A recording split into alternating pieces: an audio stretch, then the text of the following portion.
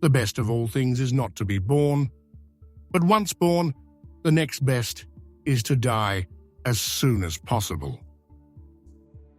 This provocative statement by Sophocles perfectly introduces the reflections of Théophile de Giraud, a Belgian writer and philosopher whose radical thinking shakes the foundations of common beliefs about life and procreation.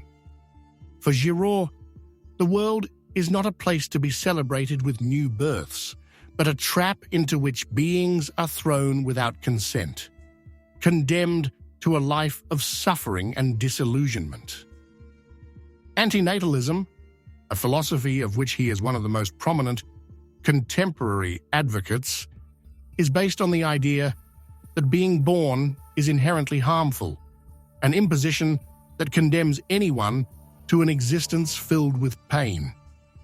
From this perspective, procreation is not an act of love, but of violence, because no one has ever asked to be born, and entering the world means being automatically exposed to the worst imaginable horrors.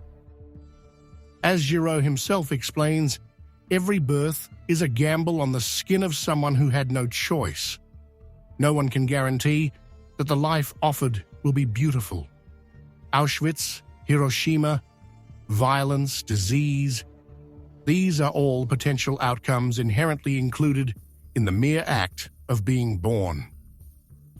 But how does such a radical belief take shape? Giraud was born in Namur, Belgium, in 1968, and recalls that the awareness of life's absurdity and inherent suffering emerged early in his childhood.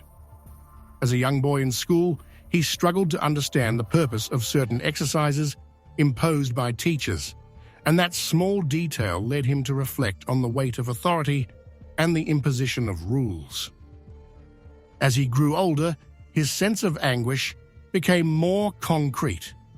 The cruelty towards animals, like the brutal images of slaughtered seals, the constant threat of war, and learning about the brutality of concentration camps, all of this contributed to painting an increasingly grim picture of existence.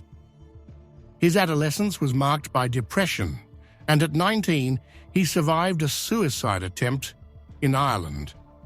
Emerging from that experience, he chose to transform his pain into an intellectual battle.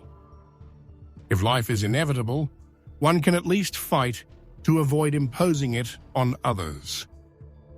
This belief never left him, and over the years became the core of his philosophical activism.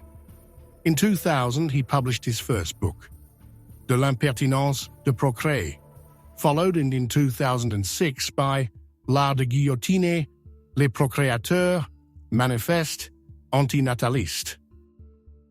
These two works not only criticize natalism as a cultural phenomenon, but dismantle it on logical and ethical grounds. Giraud doesn't simply offer provocative reflections, but constructs a rigorous argument capable of organizing and giving meaning to thoughts that are often fragmented. After publication, reactions were mixed, but many readers expressed relief in finding their repressed thoughts clearly articulated for the first time. Yet, at the heart of Giraud's antinatalism is not a condemnation of parenthood itself, but a rejection of a society that celebrates birth without questioning the legitimacy of that act. He argues that every birth imposes an immense and unavoidable burden on new life, the burden of suffering. This perspective is rooted in an ethical principle of nonviolence, which holds that the greatest respect for others lies in not exposing them to the inevitable pain that life entails. From this viewpoint, antinatalism directly clashes with a deeply natalist culture. Society promotes motherhood and fatherhood as natural, almost obligatory milestones. From children's fairy tales to romantic films, everything seems to suggest that happiness necessarily involves creating a family. The philosopher points out that in countries where women have the freedom to choose, birth rates tend to decline. In Italy, for instance, despite strong cultural and religious pressures in favor of family, the birth rate has dropped to historic lows. The issue goes beyond personal choice. Antinatalism is also tied to the ecological crisis. Every new birth in industrialized countries contributes to worsening environmental degradation. Earth can sustainably support about 1 billion people living a Western lifestyle, yet we are already over 7 billion. Every new human consumes resources, produces waste, and accelerates ecosystem destruction. From this perspective, choosing not to procreate becomes an act of responsibility towards the planet.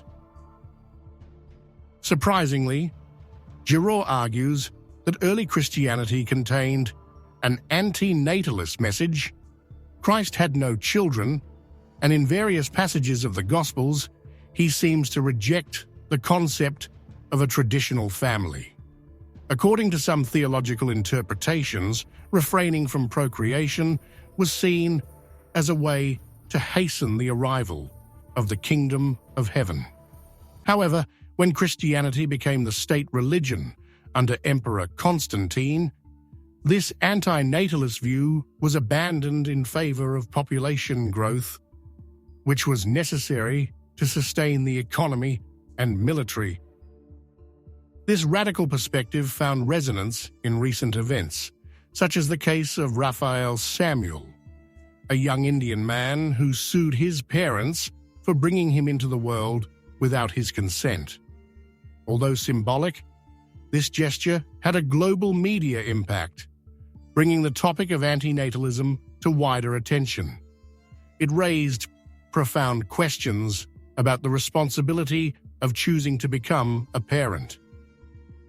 Procreation should not be an automatic act or driven by social pressures, but a conscious, thoughtful decision based on the real ability to guarantee a dignified and serene life for the future child.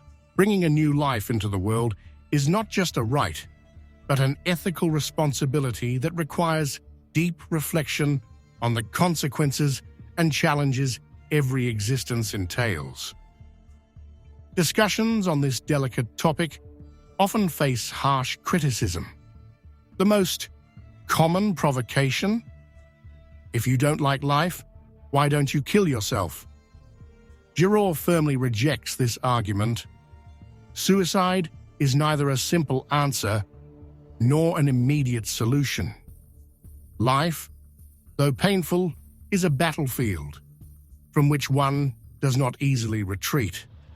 And if the end will inevitably come for everyone, it is worth fighting to make the world a better place. How? By striving to reduce the suffering of others. In the meantime, Giraud continues his philosophical battle. He is working on new editorial projects, including a book dedicated to the presence of antinatalism in religions and mythologies worldwide. Additionally, he plans to compile antinatalist quotes from various eras and cultures to demonstrate that this idea, far from being the obsession of a few extremists, is a constant in human thought. Ultimately, Giraud's antinatalism is not a rejection of life itself, but a rejection of imposed suffering. It is an ethical stance that invites a profound reconsideration of the motivations behind procreation and the consequences of such an act. One must wonder how many, knowing the suffering that life entails, would truly choose to be born.